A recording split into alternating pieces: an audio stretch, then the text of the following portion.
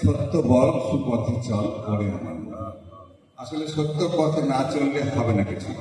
আবার আরেকটি গান একটু আগে গাওয়া হলো যে সত্য পথ বড় কঠিন, এটা বলা হলো সবই দেখে টানা তাই না, সত্য পথে চলা বড় কঠিন।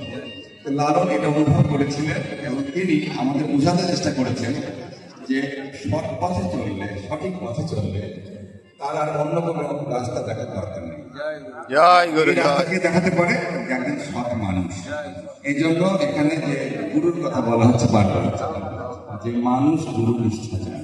আমি গেলাম, দেখলাম যে বিশাল একটা আয়োজন এবং সেখানে বিভিন্ন জায়গা থেকে মানুষ আসছে এবং তারা বুঝতে পারছেন যে এই সংঘাতময় পৃথিবীতে লালনের বাণীর বাস্তবায়ন ছাড়া আর কোনো পথ নেই।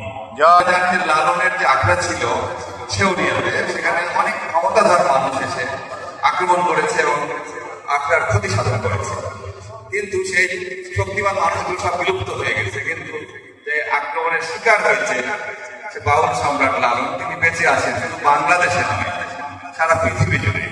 এবং লালনের উৎসবে গেলে দেখেছি বিভিন্ন দেশ থেকে মানুষ তার বাণীর টানে এই বাংলাদেশে এসছে, কুষ্টিয়ায় এসছে। তো যাই হোক, আমরা খুব ভালো লাগছে যে আমাদের নবাবগঞ্জেও এই ধারা। লালনের প্রতিটি গানের মধ্যে রয়েছে আত্মা, এটি আসলে বোঝার বিষয়।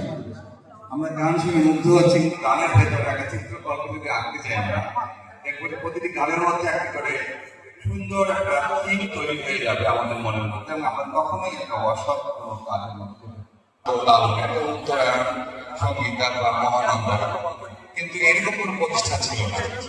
এই যে ভক্তপুরের যে আসর হচ্ছে, আমাদেরকে মানুষ গুরুর তার নিষ্ঠার প্রতি অনুগত হয়ে সমাজ গড়ার পদক্ষেপ নিব এবং আমাদের দেশে একটি শান্তির ধারা প্রবাহমান হবে এই প্রত্যাশা রাখব।